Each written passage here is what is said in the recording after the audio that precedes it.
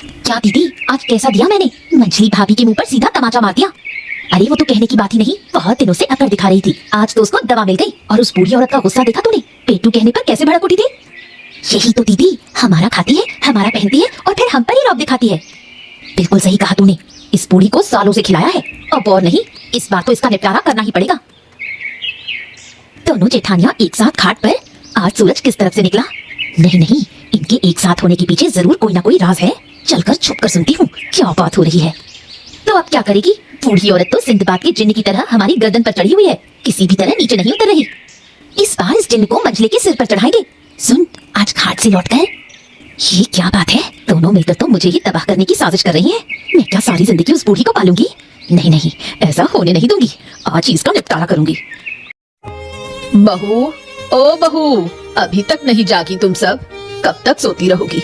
इधर भूख से मेरे पेट में चूहे दौड़ रहे हैं। जया, अरे ओ जया, अरे उठो ना जया, उठो, चलो उठो, उठकर जाकर देखो माँ किस लिए बुला रही है। अरे उठो यार, उठो। हाय राम, इस बूढ़ी की वजह से सोने का भी चैन नहीं। सुबह होते ही चिल्लाना शुरू कर देती है, सारा दिन खाने के पीछे पड़ी रहती है, कुछ भी तो शांति नहीं मिलती।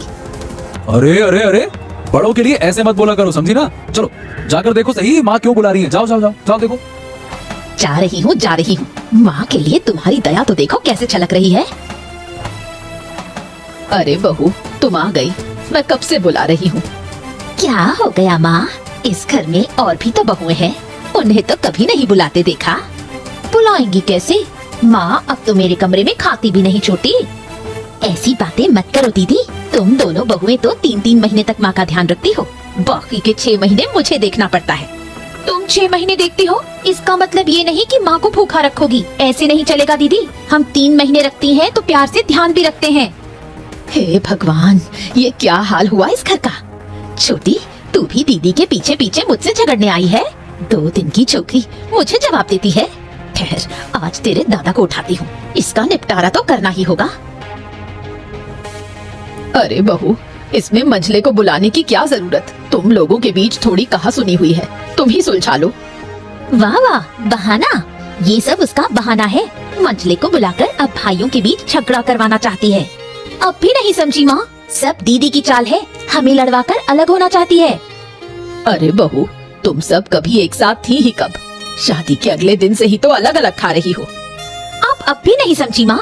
ये लोग अब आपकी जिम्मेदारी नहीं लेना चाहते, इसलिए इतने बहाने कर रहे हैं। देखो, ये लोग माँ के कान में कैसी कैसी बातें भर रही हैं। अरे क्या हो गया बौदी, तुमने जया से ऐसा क्या कह दिया कि वो रोते रोते आई है? क्या बात है, क्या हो गया? मैंने क्या कहा? ये तो जया ने तुम्हें जरूर बताया होगा, तभी तो तुम झगड़ा करने आए हो। क्या मैं झगड़ा करने आया हूँ? बताओ। चुप हो जा बेटा, तू और कुछ मत बोल, इनकी समस्या इन्हें ही सुलझाने दे। अरे ये सारी गलती तुम्हारी ही है माँ, जो तुम सुबह सुबह उठकर ये झमेला खड़ा कर देती हो। भूख लगी है। अरे थोड़ा सुबह और सो लोगी तो तुम्हारा क्या बिगड़ जाएगा? मैं क्या करूँ रे, सुबह सुबह ही मेरी नींद खुल जाती है, तभी से भूखी पड़ी रहती हूँ। जब उजाला होता है तब बहुओं को बुलाती हूँ 2 रोटी के लिए। अरे इतनी सुबह रोटी मिलती है क्या माँ? अरे तुम्हें इतनी भूख लगती कहाँ से है? हमें तो ना लगती। ये बात तो तुमने सही कही प्रकाश, जैसे जैसे दिन बीत रहे हैं माँ की भूख बढ़ती जा रही है। दीदी तुमने बिल्कुल ठीक कहा, इस पेटू माँ को कौन कब तक पालेगा कौन जाने। क्या बहू, तुम लोग मुझे पेटू कह रही हो? सारा दिन तुम्हारे 3-3 घरों का काम करती हूँ, उसके बदले 2 रोटी खाती हूँ, और आज ये सुनने को मिल रहा है। ठीक है, आज से मैं तुम्हारा अन्न नहीं छूऊंगी। गुस्सा मत करो माँ, गुस्सा करोगी तो तुम्हारा ही नुकसान होगा। भूखी रहोगी तो कोई तुम्हें पूछेगा भी नहीं। अब और क्या, माँ तो अपने हाथ से सब कुछ खा रही है, फिर भी हमारी गलती खत्म नहीं हो रही। बस हो गया, अब तुम सोने चलो। तुम्हारी अगर नींद पूरी नहीं होगी तो काम कैसे करोगे? हाँ, क्या हो गया भाई साहब, क्या हुआ? अचानक इतनी जरूरी मीटिंग क्यों बुलाई है? देखिए मेरे पास काम बहुत ज्यादा है, आप लोग जल्दी बताओ बात क्या है, क्या कहना है बताओ। आइए, पहले तशरीफ तो फरमाइए। आइए नवाबजादे, बड़ा भाई बुलाए तो काम याद आए, और जब बीवी बुलाए तो पिछलग्गू की तरह घूमते जाएं। वाह वाह वाह, ऐसे तो दिन भर बीवी के पीछे पीछे घूमता रहता है, तब कोई काम नहीं याद आता। ऐसा है ना बड़े भाई साहब, मेरी बीवी का नाम मत लो, मैं और मेरी बीवी किसी का खा कर नहीं चलते हैं। यहाँ कोई किसी का खाता नहीं विकास, सब अपने अपने पैसे से खाते हैं। ये बात तो मैं जानती हूँ भाभी, तुम्हें मुझे उंगली पकड़कर समझाने की जरूरत नहीं। अब बताओ किस लिए बुलाया है? अरे रुको रुको रुको, प्रकाश को तो आने दो, फिर सब कुछ बताते हैं। रुक जाओ। हाँ आ गया, मैं भी आ गया भाई साहब, आ गया। लेकिन मेरे को समझ में नहीं आया कि आप लोगों ने ये तत्कालीन आपातकालीन बैठक क्यों बुलाई है? हाँ? कुछ नहीं पता, नाटक कर रहा है। बीवी ने सब समझा कर भेजा है, ये हम अच्छी तरह जानते हैं। अरे भाभी, बीवी की बात मत किया करो, मेरी बीवी तुम लोगों के जैसी नहीं है। हाँ। अरे रे रे रे रे, फिर से वही झगड़ा। क्या कहूँ, इन लोगों के साथ तो रहना ही मुश्किल हो गया है। अरे चुप हो छोटू, अपने बड़े भाई की बात ध्यान से सुन। हाँ ठीक, मैं हो गया चुप। बताइए भाई साहब, क्या कहना है, बोलिए। देखो भाई, मैं जो नौकरी करता हूँ वो तुम सब जानते हो। सुबह 2 रोटी खाकर निकलता हूँ, रात को लौटता हूँ। इतना काम करने के बाद भी मुझे कुछ 1000 रुपए ही मिलते हैं। अब सही बताऊं तो उससे मेरा घर नहीं चल रहा। ओह, तो मेरा घर कौन सा चल रहा है? मेरा भी नहीं चल रहा अच्छे से। दिन भर दुकान पे काम करता हूँ, जो कमाई होती है उससे बस किसी तरह से खा पी लेते हैं, यही बहुत है। ऊपर से बेटे को शहर में पढ़ा रहा हूँ, उसका कितना खर्च होता है पता है तुम्हें? हाँ, तुम सब अच्छे से समझ ही सकते हो। मैं सब समझ गया। तुम दोनों अपनी अपनी समस्या बताकर अब माँ की जिम्मेदारी मेरे सर पे डालना चाहते हो, है ना भाई साहब, है ना? हाँ, लेकिन ऐसा नहीं होगा। मैं अकेले किसी की जिम्मेदारी नहीं लूंगा। अगर लेनी है तो तीनों मिलकर लेंगे, नहीं तो कोई नहीं लेगा। हाँ। ये क्या बात है? विकास को इतनी बातें कैसे पता चली? माँ की बात तो अभी तक किसी ने की ही नहीं। देखा दीदी देखा, ये पहले से ही तैयार होकर आए हैं। इनसे बहस में जीतना मुश्किल है। अब और कानाफूसी करने से कुछ फायदा नहीं। तुम दोनों का हर प्लान में समझ चुकी हूँ। उस बूढ़ी की जिम्मेदारी अब मैं नहीं लूंगी। मुझे भी समस्या है, विकास को भी समस्या है भाई, और प्रकाश को तो है ही है। अब तुम ही लोग बताओ कि करें तो क्या करें, बताओ। हाँ, बात अब जब सामने आ ही गई है तो सीधी सीधी बात मैं भी कह देता हूँ कि अब और कुछ नहीं हो सकता है भाई साहब। मैं माँ को और नहीं पाल सकता। अरे मैं तो पहले से ही कह रहा हूँ कि मैं नहीं पालूंगा, मेरी तरफ से छुट्टी समझो। हाँ, ये लो भाई, अब तुम दोनों जिम्मेदारी नहीं लेना चाहते तो मैं अकेला क्या करूंगा।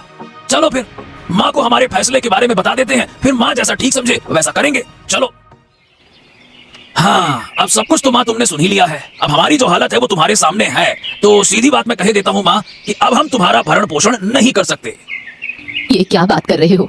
अगर तुम मुझे इस उम्र में छोड़ दोगे तो मैं कहाँ जाऊंगी? हम तुम्हें छोड़ नहीं रहे हैं माँ, तुम अपने पिता के घर जाकर कुछ दिन रह लो। क्या कह रही हो बहू? इस उम्र में पिता के घर जाऊं और बोझ बन जाऊं? तो फिर हमारे घर में बोझ क्यों बनना चाहती हो? अब तुम्हारे लिए मामा के घर जाना बेहतर होगा माँ। अब दरअसल बात यह है ना कि कुछ दिनों से मुझे मेरा ही शरीर ठीक नहीं लग रहा है, और अब क्या है कि दादा का बिजनेस भी मंदा चल रहा है। ऊपर से बॉल्टू बेटे को बाहर शहर में रखकर पढ़ाई करवानी पड़ रही है। अब ऐसी स्थिति में तुम्हारा ख्याल रखना ये हमारे लिए सबसे ज्यादा मुश्किल हो रहा है। बस अब तुम मुझे और ज्ञान मत दो। तुम्हारे घर में रहकर ही मुझे काफी ज्ञान मिल गया है। हाँ विकास, तुम लोग मेरे साथ रहोगे तो खर्चा बढ़ जाएगा, इसलिए इतने कंजूस हो। ठीक है, मुझे मेरे पिता के घर ले चलो। हाँ देखो, माँ मान गई है तो दादा अब बड़े बेटे होने के नाते एक पुण्य का काम करो, तुम माँ को छोड़ा उनके पिताजी के घर। यह जिम्मेदारी तुम निभाओ। अरे नहीं नहीं नहीं, मैं नहीं ले जा सकता। अरे तुम दोनों में से कोई एक माँ को जाकर छोड़ कर आओ। चलो। पागल हो क्या? अगर तुम माँ को मामा के घर ले गए ना तो हजारों बातें सुननी होंगी। हाँ, बेहतर यह है कि माँ को अकेले ही जाने दो। मैं अकेले कैसे जाऊंगी? मैं तो रास्ता भी भूल गई हूँ। तो तुम मामा को एक चिट्ठी लिखो, कह दो कि वो आकर तुम्हें ले जाएं। हाँ, ये ठीक रहेगा, लेकिन चिट्ठी में तुम सिर्फ ये मत लिखो कि तुम जा रही हो, वरना वो कंजूस मामा लेने ही नहीं आएगा। मैं इतना सब लिखना नहीं जानती। तुम लोग एक चिट्ठी लिख दो, मैं जाकर पोस्ट ऑफिस में दे आऊंगी। ये लो माँ, तुम्हारी चिट्ठी तैयार हो गई। अब इसे पोस्ट ऑफिस में ले जाओ, वहाँ के किसी आदमी को कह दो कि वो चिट्ठी मामा के पते पर भेज दे। क्या चिट्ठी भेजने के लिए पैसे भी लगेंगे बहू? क्या तुम्हारे पास पैसे नहीं है? कैसे होंगे बहू? जो भी था वो सब तो तुम्हारे घर में लगा दिया। बचपन से 3 बेटों को पालते पालते सब खत्म हो गया, अब वो मुझे दूर कर रहे हैं। बस बस, अब और राग मत गाओ, मैं पैसे दे रही हूँ, तुम इसे लेकर पोस्ट ऑफिस जाओ। साहब घर में है? कौन है? अंदर आइए, आ जाइए आ जाइए। मैं एक काम से आई थी, मुझे भाई के पास एक चिट्ठी भेजनी है। ओहो, इतनी उम्र में भी चिट्ठी भेजने यहाँ तक आई हो? अरे घर में कोई नहीं है क्या? है तो, लेकिन मेरे 3 बेटे अपने काम में व्यस्त हैं, इसलिए चिट्ठी मुझे ही लानी पड़ी। ओहो, ठीक है लाइए, चिट्ठी दीजिए और खर्च के रूप में 2 रुपए दे दीजिए। चिट्ठी समय पर पहुँच जाएगी, लाइए। लो चिट्ठी और पैसे, थोड़ा जल्दी करिए। अगर चिट्ठी का जवाब आ गया तो मुझे फिर से तैयार होना पड़ेगा। अरे इसके बारे में तो आपको चिंता करने की जरूरत ही नहीं है, कल ही सारी चिट्ठियाँ भेज दी जाएंगी। ठीक है, अब आप अकेले घर जा पाएंगी या आपको साथ में भेजा जाए किसी के, बताइए। जी चली जाऊंगी, ये कोई बड़ी बात नहीं। बेटों के घर में इससे भी ज्यादा काम करती हूँ। अब मैं चलती हूँ, बीच में आकर देख लूंगी। अरे चिंता करने की कोई जरूरत नहीं है, आपके नाम से कोई चिट्ठी आएगी तो आपके घर पे भेज दी जाएगी, ठीक है ना? निश्चिंत रहिए, जाइए। मछली का सिर लो, वो मैंने तुम्हारे लिए पकाया है। अरे बस बस बस बस, और मत दो जया। बाप रे, इतना खाना खा लेने के बाद मछली का सर खाने के लिए क्या पेट में जगह बची है क्या? ठीक है, अगर तुम नहीं खाओगे तो मैं इसे बिल्ली को दे दूंगी। मैं भी इस बार खा चुकी हूँ, बेकार ये नष्ट हो जाएगा।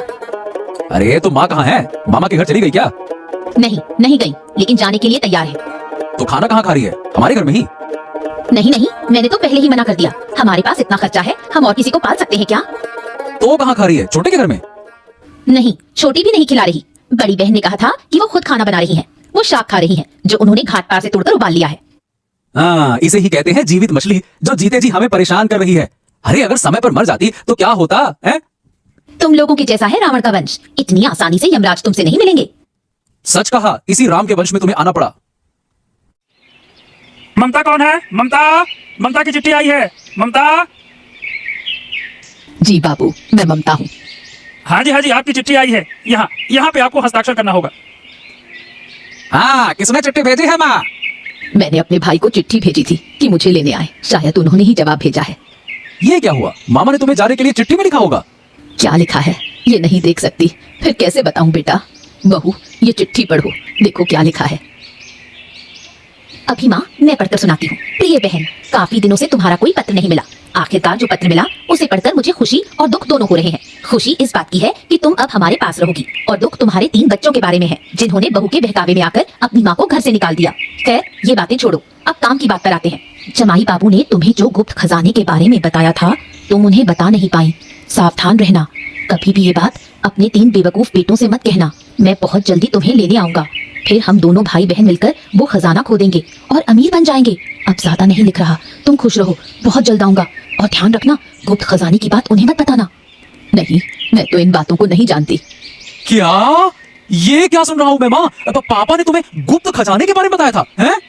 अरे बाप रे, ये क्या लिखा है? मुझे नहीं पता, क्या सोच रहे हैं वो। अरे तो फिर मामा ने चिट्ठी में क्या लिखा? क्यों लिखा होगा ऐसा, है? अब समझ में आया। तुमने हमारे साथ इतने दिनों तक झूठ बोला माँ, है ना? बताओ वो गुप्त खजाना कहाँ पे है माँ? बताओ ना। अरे सुनो माँ, मामा ने कोई गलत बात नहीं लिखी है, और उसने बार बार चेतावनी दी है कि तुम हमें मत बताना। ऐसा क्यों कहता वो, है? बताओ भला। अरे माँ, अब बहुत हो गया, हम आपके ही तो बेटे हैं। अरे बताओ ना, वो खजाना कहाँ है? वो मोहरे कहाँ है? आपके बेटों का उस पर सबसे पहला हक बनता है। मैं तुम्हारे पैरों गिरता हूँ, बताओ ना माँ, कहाँ है? बताओ कहाँ है? अरे, मुझे कहाँ मिलेंगी मोहरे? ओफो भैया, अब क्या होगा? माँ ने तो मोहरों के बारे में कुछ बताया ही नहीं। अरे बताया तो नहीं, बताना होता तो अब तक बता देती। अब हमें जानना पड़ेगा, छल से, बहाने से, अरे किसी भी तरीके से हमें वो मोहरों का पता लगाना ही पड़ेगा। हाँ भैया, लग जाओ काम पे अब। हाँ, बिल्कुल सही कहा भैया। और इसके अलावा माँ को घर से नहीं निकाल सकते। अरे माँ ही नहीं रहेगी तो मोहरे और खजाने के बारे में बताएगा कौन? क्या हुआ, कुछ सोचा? अरे नहीं भाग्यवान, माँ से खजाने का राज जानने का अभी तक तो कोई तरीका सूझा नहीं। सोच रहा हूँ। मेरे पास एक तरीका है, अगर तुम चाहो तो तुम उसे आजमा सकते हो। हाँ, क्या तरीका? बताओ ना। अरे जो भी हो, उस खजाने को मुझे पाना ही होगा, बताओ। इसके लिए हमें माँ का दिल जीतना होगा। अगर किसी तरह उसे समझा बुझाकर अपने करीब ला सके तो वो जरूर हमें खजाने का राज बताएगी। अरे तुम इतना यकीन से कैसे कह सकती हो कि माँ का दिल जीतने से वो खजाने का राज हमें बता ही देगी, हैं? माँ का दिल अपने बच्चों के लिए सबसे नरम होता है। अगर थोड़ी सी नजदीकी और प्यार से पेश आओ तो वो पिघल जाएगी। अरे पर उसे मनाएंगे कैसे? ये तो बताओ, कैसे मनाएंगे? इसके लिए हमें उसे अच्छे खाने खिलाने होंगे, उसे अच्छी जगह पर रखना होगा, तभी वो हमसे खुश होगी। हाँ, बिल्कुल सही कहा तुमने पत्नी। हम कल से ही माँ की देखभाल शुरू करेंगे। कल सुबह से ही मुझे बुला लेना, मैं बाजार से मांस और मछली लेकर आऊंगा और तुम उन्हें पकाकर माँ को बढ़िया गर्मा गर्म खिलाना, है ना? उन्हें बहुत अच्छा लगेगा, उन्हें मछली पसंद भी है, ठीक है?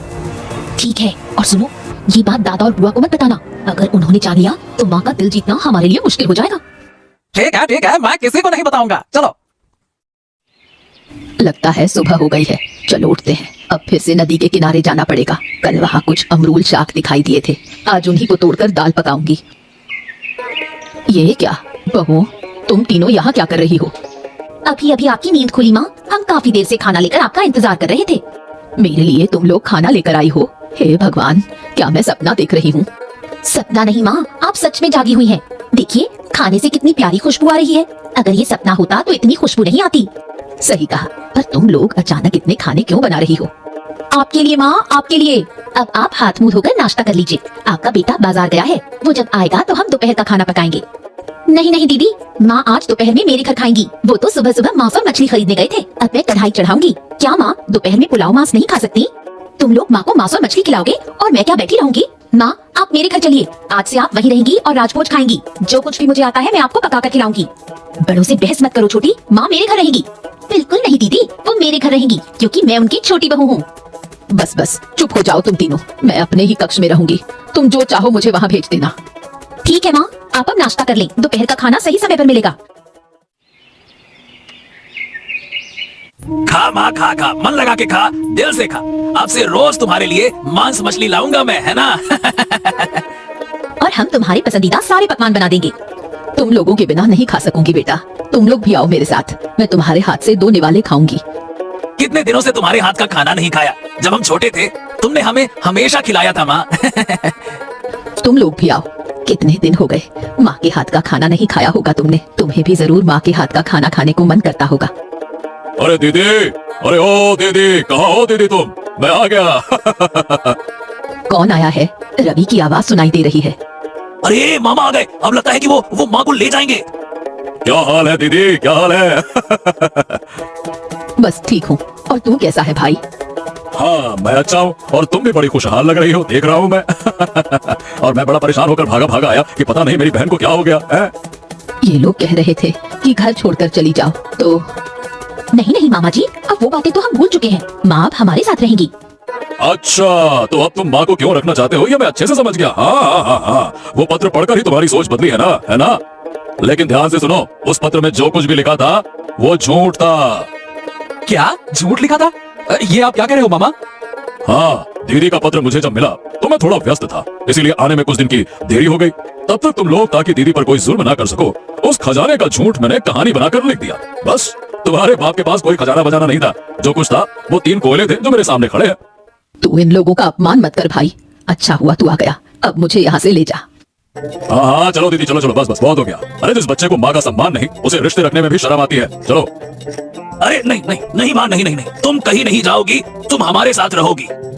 हाँ, हमें अपनी गलती समझ में आ गई है माँ, अब से तुम हमारे साथ ही रहोगी। अरे ये क्या कह रहे हो? और माँ को तुम क्यों रखोगे अब अपने, हैं? क्योंकि वो तो तुम्हें कोई खजाना या सोने की मूर्त तो दे नहीं पाएगी। बोलो। हमें अब सोने की मूर्त की कोई जरूरत भी नहीं है मामा। माँ हमारी असली खजाना है, आज से हम उसे अपने सर माथे पर रखेंगे। माँ का ये प्यार हम अब तक समझ नहीं पाए थे मामा, आज तुमने हमारी आंखें खोल दी, बहुत बहुत धन्यवाद इसके लिए। ओ माँ, तेरे पैरों गिरता हूँ, अब तू हमारे साथ ही रहना, कहीं मत जाना। तुम लोग जब माँ के साथ रहना चाहते हो तो क्या मैं दूर जाकर रह सकती हूँ बेटा? मैं तुम्हारे साथ ही रहूंगी। हाँ माँ, अब हम तुम्हें कोई तकलीफ नहीं देंगे। जो भी हमने दी है तकलीफ अब तक, उसके लिए हो सके तो माफ कर देना। ये मेरा भाग्य समझना, अब ये मेरा भाग्य समझना जो मैं तुम्हारे लिए अपनी दीदी को छोड़कर जा रहा हूँ। अच्छे से माफी मांगो, चलो।